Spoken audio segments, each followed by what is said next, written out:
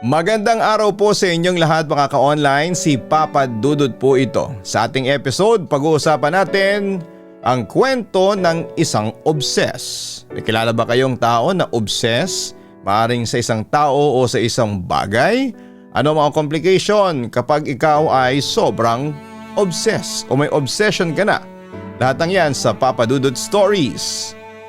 Dito sa Papa Dudut Stories, ikaw ay hindi nag-iisa.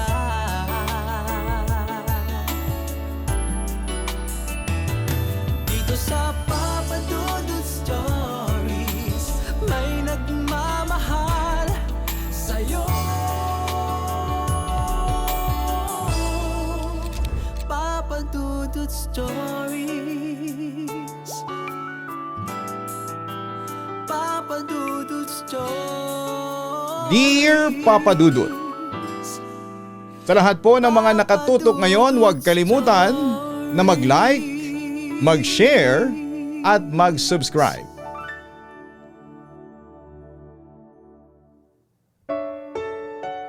Lahat ng sobra sa buhay natin ay nakakasama daw.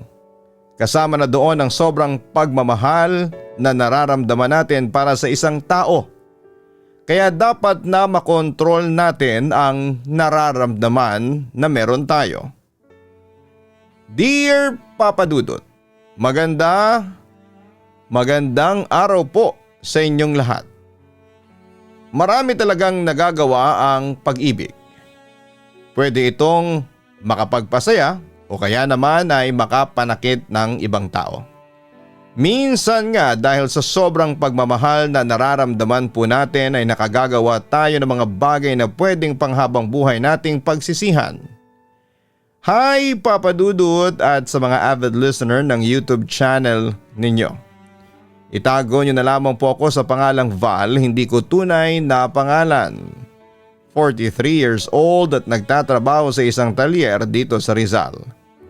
At bago ko ipagpatuloy itong sulat ko ay gusto ko na rin pong ipaalam na napakarami kong binago na detalye sa ikakwento ko para maitago ang pagkakakilanlan ko. Sobrang sensitibo kasi ng kwento na ibabahagi ko ngayong araw at inihanda ko na rin ang sarili ko para sa mga negatibong maririnig ko mula sa ating mga listeners. Gusto ko lang talaga ng peace of mind kaya nag-decide akong sumulat sa inyo. Bata pa lamang ako ay introvert na ako, Papa Dudut. Hindi ako masyadong mahilig makisalamuha sa mga tao sa paligid ko. Kahit pa nga sa mga kamag-anak namin kapag may family gathering kami. Nadala ko ang pagiging introvert ko na yon hanggang sa college. Palagi lamang ako mag-isang kumakain sa kantin at ayos lang kahit nawala akong kagrupo sa mga research paper. Para sa akin ay hindi ko naman kailangan ng palaging kasama. Ayos lang kahit na mag-isa lamang ako. Pero magbabago ang pananaw ko na yon nang dahil sa isang babae. Nasa may gilid lamang ako ng open field noon ng university nang may lumapit at bumati sa akin. Nagpakilala siya na si Janice at inalok ako ng ticket para sa darating na stage play nila. Nung una ay ayaw ko siyang kausapin pero nahumaling kagad ako sa mga ngiti niya. Kaya sinabi ko na bibili ako ng ticket na binebenta niya. Val, ilang ticket ang bibilhin mo? Tanong pa ni Janice. 5 days ang stage play ninyo, hindi ba? Bigyan mo ko ng 5 ticket. Tugon ko. OMG talaga? Sige eto oh. Excited na pag-abot niya sa akin ng 5 ticket. Ito naman ang bayad ko. Thank you. Wika ko. Anong thank you? Ako nga ang dapat na mag-thank you sa'yo kasi 5 ticket kaagad ang binili mo. Thank you Val ha. Basta promise mag-i-enjoy ka sa stage play namin. Asahan kita sa theater booth namin ha. Wika pa ni Janice. Oo, pupunta ako at manonood sa inyo. Tugon ko. Oy Janice, punta na tayo sa nursing building. Doon naman tayo magbenta ng ticket. Anyaya ng katabi naman niya. Sige Renzi. Tugon ni Renzi, nagpaalam muna siya sa akin bago sila umalis. Papadudot, iyon ang unang pagkakataon na may lumapit sa akin na magandang babae at kinausap ako. Oo, napakaganda ni Janice sa paningin ko. Maliit na babae lamang siya, may hugis almond na mga mata, maputi ang kutis at matangos ang ilong. Napasunod pa nga ang mga tingin ko sa kanya nang umalis na siya sa harapan ko.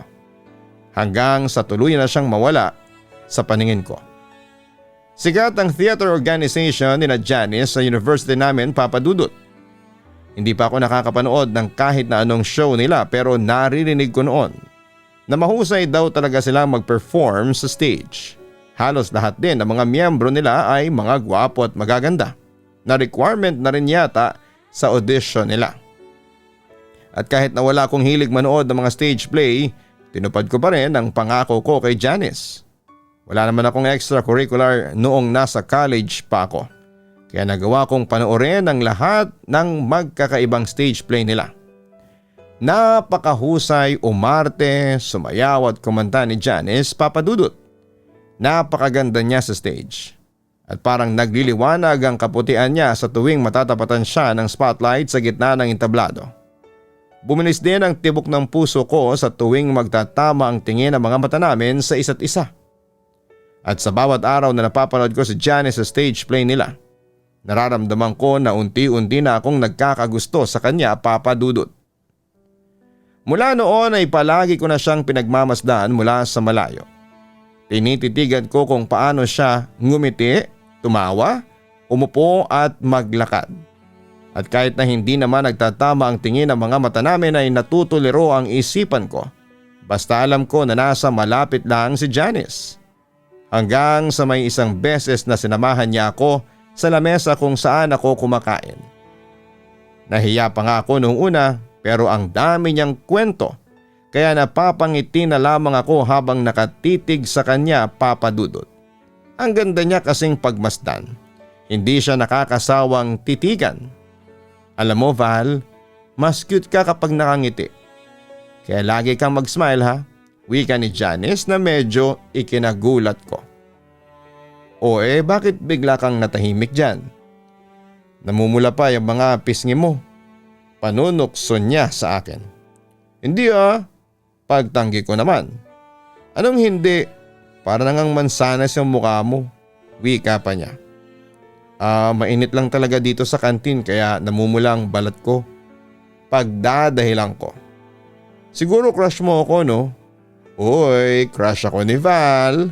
Nakangiting panunukso pa niya sa akin. Uy Janice, hinaan mo nga ang boses mo. Nakakahiya kasi pinagtitingin na tayo ng ibang estudyante dito sa kantin. Nahihiyang saway ko sa kanya. Hayaan mo silang magtinginan sa atin. Inggit lang sila kasi may Val na nagkaka-crush sa akin. Hay nako, ikaw talaga. Ang kulit mo kahit kailan. Napapangiting sabi ko. Ngumiti naman siya. Kinikilig na naman siya sa akin, Muli niyang panunukso. Papadudot kung anong tahimik kong tao. Yun naman ang ingay at kulit ni Janice. Kaya siguro hindi ko na rin napigilan ang sarili ko na mapangiti dahil sa mga pangungulit niya sa akin. Lalo na kapag sinasabi niya na may crush ako sa kanya. Yun naman din kasi talaga ang totoo. At lalong lumalim ang espesyal na pagtingin ko sa kanya dahil sa pag-uusap na yon. Malit lang ang lamesang namamagitan sa amin noon ni Janice sa loob ng kantin. Hindi kami magkatabi o magkatapat lang ang upuan namin, pero para bang naaamoy ko ang bango ng kanyang hininga at shampoo na gamit niya sa buhok niya. Pilit ko ring pinipigilan ang sarili ko na titigan siya sa mukha, lalo na sa may bandang ilong at mga labi niya. Yun kasi ang parte ng mukha niya na pakiramdam ko ay hindi ko pagsasawaang titigan. At kahit ang boses at mga tawa niya ay hindi ko rin pagsasawaan na marinig.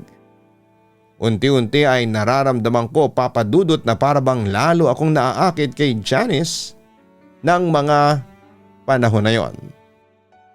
Papadudot, na sundan pa ang mga pag-uusap namin ni Janice sa loob ng university. Minsan ako ang naglalakas loob na lumapit sa kanya pero madalas na siya ang lumalapit sa akin. Yun din ang unang pagkakataon na lumapit ako sa isang babae para makipag-usap. Nakakailang yung feeling at nakakapanibago. Para bang hindi ako yung kumikilos ng mga oras na yon, pero kalaunan ay naging masaya na rin ang puso ko dahil naging simula yon para maging close kami ni Janice.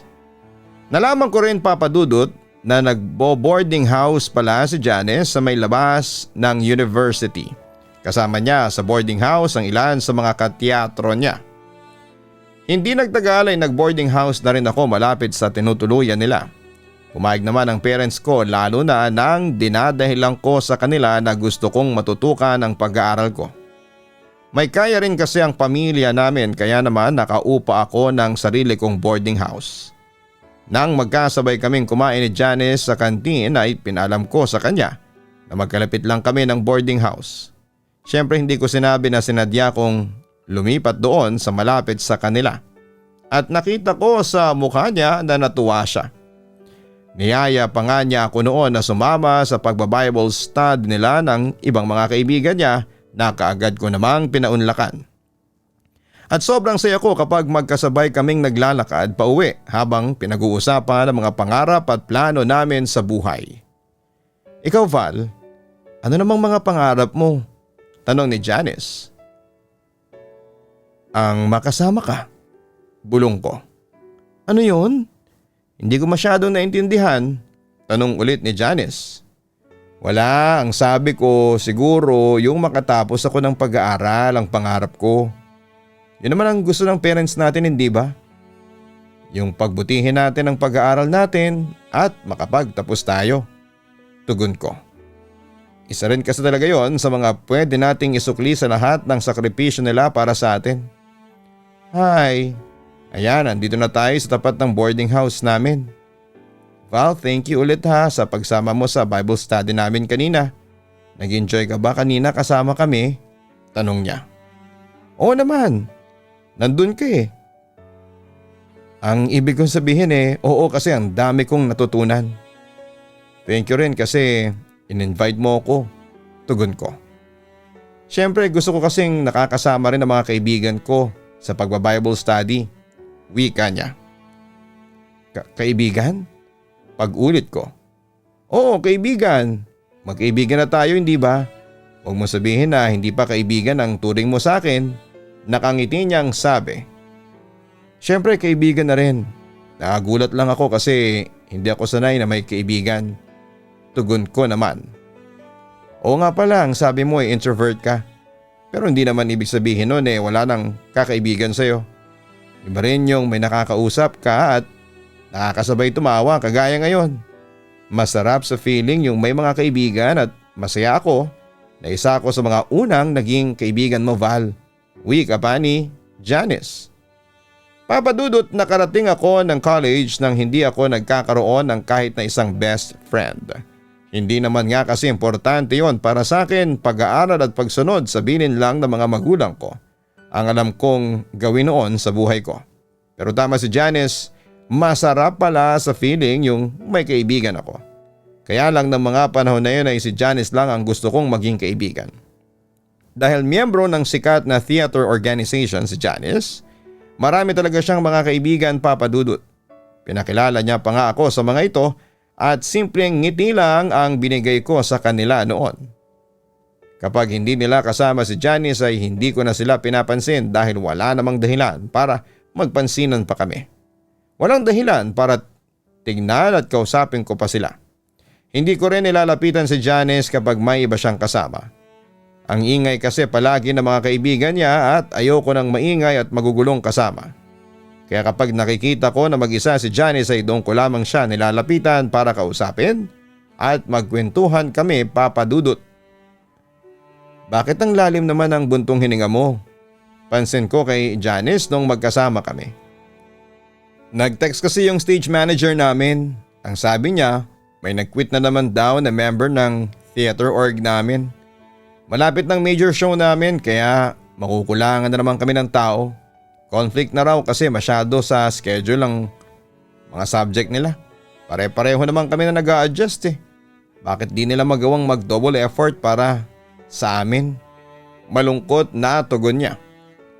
Meron kasi na hindi kayang pagsabayan ng pag-aaral at extracurricular sa eskwelahan. Meron naman na kagaya mo na kayang mag-multitasking. Wika ko. Kahit na may promise kami mga member ng theater org na walang iwanan hanggang sa makagraduate na kami. Tapos mauuna naman silang mag-quit. Hay, nakakainis talaga. Kung kailan naman malapit na ang major show namin, saka pa nila naisipan na mag-quit. Dalawa pa sila kaya sigurado na mapipilayan ang show namin. Sabi pa niya. Pwede ba ako mag-volunteer na sumali sa grupo ninyo kahit sa backstage lang ako o taga-buhat at taga-ayos ng mga props ninyo? Suggestion ko. Sasali ka sa theater organization namin? Hindi makapaniwalang tanong ko. Kung pwede lang naman. Ang sabi mo kasi kulang kayo sa tao kaya siguro makakatulong kung dadagdag ako sa inyo kahit papaano. Pero hindi ba ang sabi mo hindi ka sanayin makihalubilo at umarap sa maraming tao? Nag-aalalang tanong niya. Oo nga pero hindi naman ako sasali sa org ninyo para mag-perform sa stage. Sasali lamang ako para maging part ng production staff. Para makatulong sa major show ninyo kung papayag ang direktor ninyo. Tugon ko naman. Siyempre papayag si Direk kasi kulang talaga kami sa tao. Ngayon pa lang thank you na Val ha. Mapapagaan mo ang trabaho namin sa major show. Thank you talaga. Natutuwang sabi ni Janice. Papadudot ng hawakan ni Janice ang mga kamay ko habang nagpapasalamat siya sa akin ay kagad na bumilis ang tibok ng puso ko. May kakaibang kuryenteng hatid yon sa balat ko na nagpapakilig sa buong katawan ko. Sinabayan pa ng ngiti sa mga labi at mata niya na kailanman ay hindi ko pagsasawa ang titigan. Kung pwede lang talaga na hindi na ako malayo pa mula sa kanya. Kaya naman kahit na hindi talaga ako sanay makihalubilo sa ibang tao at sumali sa iba't ibang organization sa university ay nag-volunteer pa rin ako na mag-join ng theater organization nila Janice para madalas ko pa rin siyang makasama. Sa totoo lang, na-imagine ko pa lang noon na napapalibutan ako ng maraming tao ay hindi ako natutuwa kaagad. Ayoko kasi ng maraming nakatingin sa akin at minsan kasi ay pakiramdam ko ay ako ang tinitignan at pinag-uusapan nila. Pero gagawin ko pa rin ang lahat para lalo kaming magkalapit ni Janice, Papa Dudut. Nang hapon din na yon ay kinausap ako ni Janice at sinabi niya na pumayag ang direktor nila na sumali ako sa theater group nila. Dinala din ako sa rehearsal studio nila at pinakilala sa direktor. Wala akong kahit na anong theatrical background. Pero ang sabi ng direktor ay papayag daw siya na sumali ako kasi kailangan talaga nila ng production staff. Sinabi ko naman na yun lang din talaga ang gusto kong maging position sa organization nila. Ayoko mag-perform o humarap sa stage. Hanggang backstage lang ako at taga-ayos ng mga gamit nila. Kagad ako natanggap sa org Papa Dudut at naging production staff nga nila. Nakita ko tuloy noon kung gaano talaga kahusay si Janice mula sa rehearsal nila hanggang sa mismong show ng grupo. Napakaganda niya at napaka-talented pa. Wala talagang lalaki ang hindi magkakagusto sa kanya, Papa Dudut, at kahit na hindi ako masyadong komportable, nakasama ang ibang miyembro ng organization ay ayos na sa akin yon. Basta't nakakasama at palagi kong nakikita si Janice. Janice, tapos na ako sa pag-aayos ng props doon sa stock room. May kailangan pa bang ayusin dito sa rehearsal studio? Tanong ko. Wala na. Naayos na namin lahat ng mga gamit dito. Lumabas na nga yung ibang kasama ko. Tugon niya. Okay, akala ko may tutulong pa ako dito. Tara, kain tayo sa labas ng Lomi. Libre ko. Nakangiting anyaya ako. O sige ba, namiss ko na rin yung mag-Lomi. Ngayon lang kasi ulit natapos ng maagang rehearsal kaya may extra time tayo na kumain. Pagsang-ayon naman niya. Lalabas na sana kami nang lumapit sa amin si Renzi. Janice, tara na raw sa labas, sabi ni Stephen. Kanina ka pa kasi namin hinihintay doon. Wika pa ni Renzi. Ha? Bakit? Tanong ni Janice. Kasi hindi ba kakain tayo sa may sizzling house? Huwag mong sabihing nakalimutan mo na kaagad. Kanina lang sinabi ni Stephen sa atin yun. Nagyas ka pa nga eh. Tugon ni Renzi. Ala sorry, nakalimutan ko nga. Ano ba naman tong utak ko? Napaka malilimutin. Napapailing na wika ni Janice. Janice, di ba kakain tayo ng lomi ngayon? Paalala ko sa kanya. Ayun na nga eh. Nakayas na ako kina Stephen kanina. Ganito na lang. Gusto mo ba na sumama sa aming kumain? Sa may sizzling house? Masarap ang sizzling nila doon. Kaya dapat sumama ka sa amin. Saka ibang pagkain naman. Anyaya niya sa akin. Ayoko. Seryoso at tipid na sagot ko. Pero masarap nga yung mga pagkain doon. Magugustuhan mo rin doon, sigurado ako, Val. Wika pa niya. Sumama ka na lang sa kanila, Janice. Okay lang naman na umuwi ako ng maaga ngayon. Sige na, ihahatid na lang kita sa labas. Seryosong tugon ko pa. Saglit na natahimik si Janice at baka sa mukha niya ang pagka malungkot. Para bang nagwo-worry hanggang sa bumaling siya kay Renzi at sinabi niya, Renzi, pakisabi na lang kay Stephen na next time na lang ako sasama sa inyo.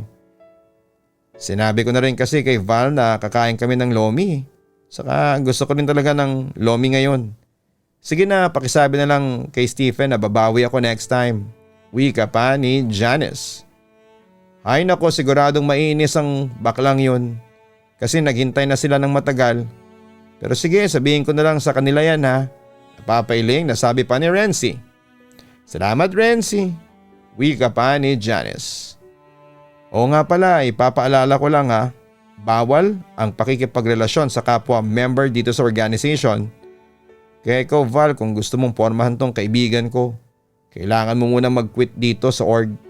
Kasi nga bawal. Wika ni Renzi sa akin bago siya lumabas ng rehearsal studio. Papa Dudut, alam ko naman na ayaw talaga sa akin ng ibang miyembro ng theater organization na yon.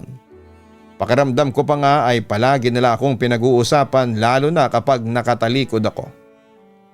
Ramdam ko rin na mga panakaw na tingin na palagi nilang ginagawa sa akin.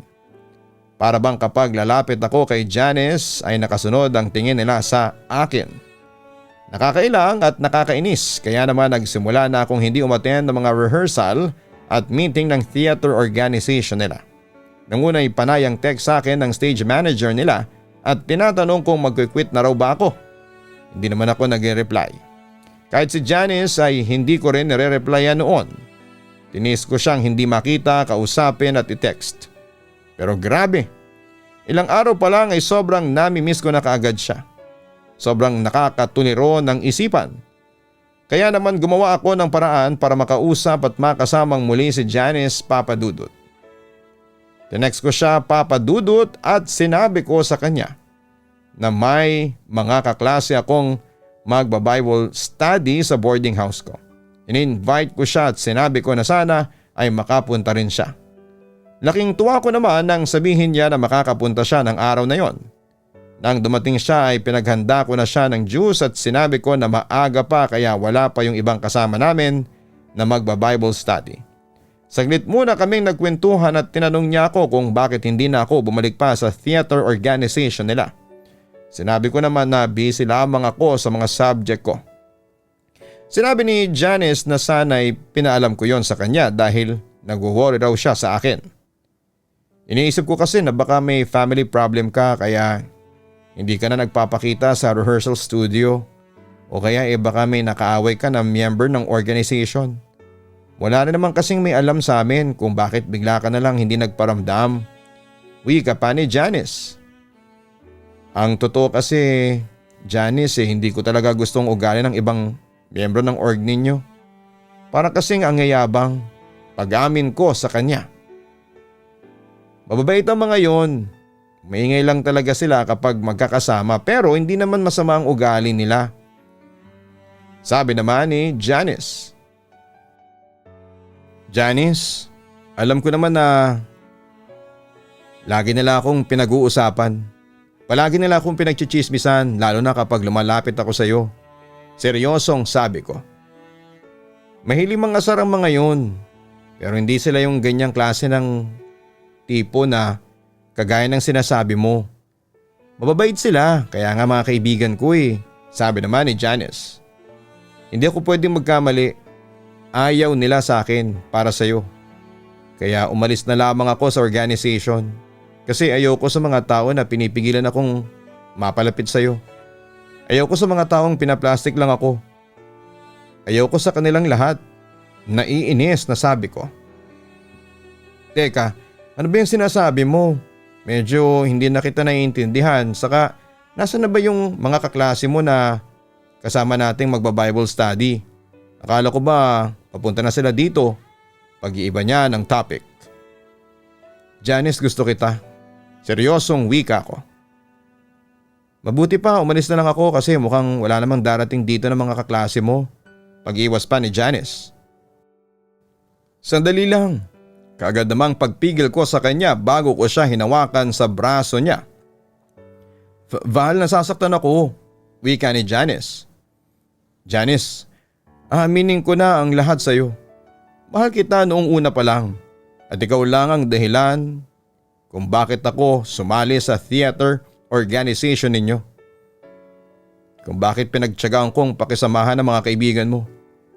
Ginawa ko yun lahat para sa iyo dahil mahal na mahal kita. Pag-amin ko pa. Pero hindi kita mahal, Val, hanggang friendship lang ang kaya kong ibigay sa iyo. At kung hindi ka makukontento doon, mabuti pa ay wag na lang tayong mag-usap kahit kailan. Sige na, alis na ako. Muling sabi niya pero muli ko rin siyang pinigilan. Hindi ka aalis dito. Dito ka lang, Janice. Dito ka lang kasama ko. Akin ka lang. Hindi ka maaagaw ng iba. Hindi ako papayag na mawala ka sa akin. Hindi. Bulong ko sa kanya habang ang mga kamay ko ay bigla na lamang pumulupot sa leeg niya. Papadudot, wala akong ibang gustong mangyari noon kung hindi ang makasama lang si Janice at mahalin niya ako. Kahit kailan ay hindi ko siya gustong saktan at pagbuhatan ng kamay. Kaya nagulat na lamang ako nang bigla siyang bumagsak sa sahig na dilat ang mga mata nang mabitawan siya ng mga kamay ko. Tumama pa nga ang ulo niya sa tiles na sahig kasunod ang pagkalat ng dugo noon. Para kong biglang natauhan sa ginawa ko. Kaagad kong hinawakan ang leeg niya at sinalat ang pulso niya. Hindi na yun tumitibok. Binalot ng lamig ang buong katawan ko at muling natuliro ang isipan ko. Hindi na ako nakapag-isip ng maayos noon, lalo na nang mapagtanto kong napatay ko ang babaeng pinakamamahal ko. Naiyak na lamang ako ng ilang saglit habang yakap ko ang wala ng buhay na katawan ni Janice.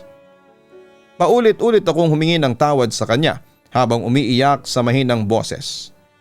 Nang huminto ako sa pag-iyak ay kumuha ako ng malaking garbage bag at pinasok ko doon ang katawan niya. Binuhol ko yon ng mahigpit at nilagay sa ilalim ng lababo.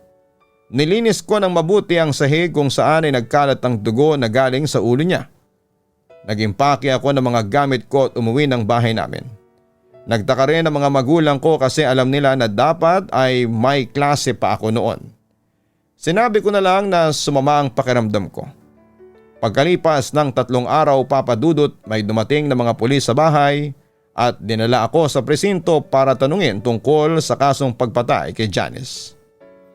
Hindi na ako nag-deny pa sa kanila dahil nakita na rin naman nila sa loob ng boarding house ko ang umaalingasaw na bangkay ng babaeng pinakamamahal ko. Nangamoy na raw kasi yun mula doon at pinabuksan na nga ng may-ari ang inuupahan kong boarding house. Kaya nakita nila ang bangkay. Inamin ko na rin sa mga pulis, sa mga magulang ko at sa pamilya ni Janice ang nagawa ko sa kanya. Paulit-ulit akong humingi ng tawad sa parents ni Janice habang ang tatay niya ay ilang beses akong nasuntok na hindi ko na inilagan pa. Alam ko kasi na kulang pa yon para sa naging kasalanan ko sa kanila. Alam ko na walang kapatawaran ang nagawa ko sa babaeng sobra kong minahal. Habang nililitos ang kaso ko noon, namatay sa atake sa puso ang mama ko. Ang papa ko naman ay na-stroke at hindi nagtagal ay binawian din ang buhay. Halos wala na talaga akong kasama na pamilya sa tuwing humaharap ako para sa paglilitis ng kaso hanggang sa mahatulan nga ako ng guilty.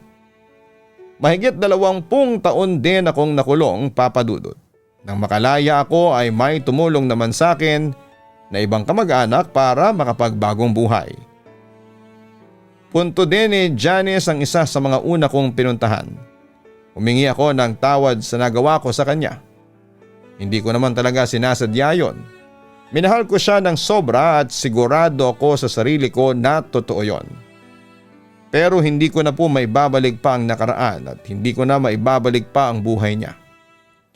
Alam ko na kulang pa ang ilang taon na pagkakabilanggo ko sa nagawa kong kasalanan.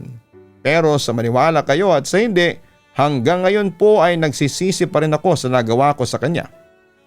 Hanggang ngayon ay mabigat pa rin sa dibdib ko ang pagkawala niya ng dahil sa akin at sana kapag natapos ko na ang sulat na ito ay mabawasan ang bigat na ilang taong ko nang dinadala sa buhay ko. Maraming salamat po Papa Dudut sa pagbibigay ng daan para sa mga kagaya ko na gustong magkwento ng pinakamadilim na parte ng buhay namin. Salamat sa pagiging tulay para mailabas namin ang mabigat naming dinadala sa aming dibdib. Salamat kasi palagi kayong nandyan para makinig at magbigay ng payo sa aming mga sender. Hanggang dito na lamang po ang aking sulat. Lubos na gumagalang, Val. Maraming salamat kay Val sa pagbabahagi ng kanyang kwento sa ating programa. Marami talaga tayong nagagawa ng mga bagay pagdating sa pag-ibig. Kasama na nga doon ang kasalanan na minsan ay hindi naman talaga natin sinasadya. Alam mo Val, napakabigat talaga ng kasalanang nagawa mo lalo na sa pamilya ng naulila ni Janice. Ikaw ang isa sa mga nakakaalam sa mga pangarap niya para sa kanyang pamilya. Mga pangarap na kahit kailan ay hindi na matutupad pa. Pero wala na tayong magagawa dahil nangyari na ang lahat at hindi na natin maibabalik pa ang panahon. Pero umaasa ako na darating ang araw na ikaw mismo ay makapagbibigay ng kapatawaran para sa iyong sarili. Magdasal ka lamang sa Poong May Kapal. Nagabayan ka na mahanap yon at maramdaman ang tunay na kapayapaan ng puso mo. Mga kaistorya, ang sobrang pagmamahal po ay madalas na nakakasakal. Kaya dapat na alam natin kung paano kontrolin kung ano man ang espesyal na nararamdaman natin para sa isang tao. Dahil minsan ay hindi tayo sigurado sa kung saan tayo pwedeng dalhin ang ating espesyal na damdamin para sa ibang tao. Huwag kalimutan mag-like, mag-share at mag-subscribe. Maraming salamat po sa inyong lahat, sa inyong walang sawang pagsuporta sa ating programa.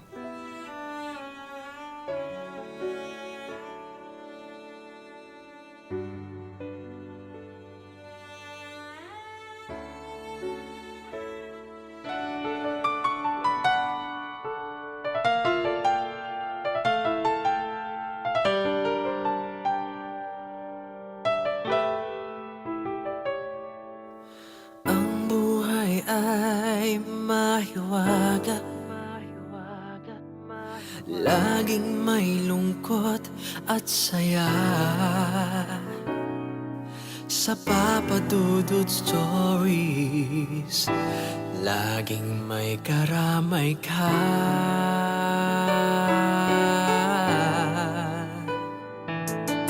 Mga problemang kaibigan, dito ay pakikinggan ka. Sa Papa Dudut Stories, kami ay iyong kasama. Dito sa Papa Dudut Stories, ikaw ay hindi nag-iisa.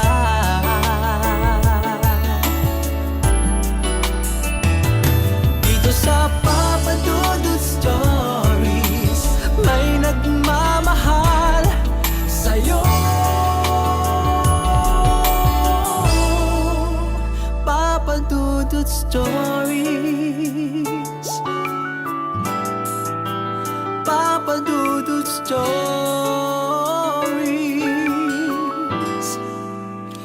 Papa Dudut Stories.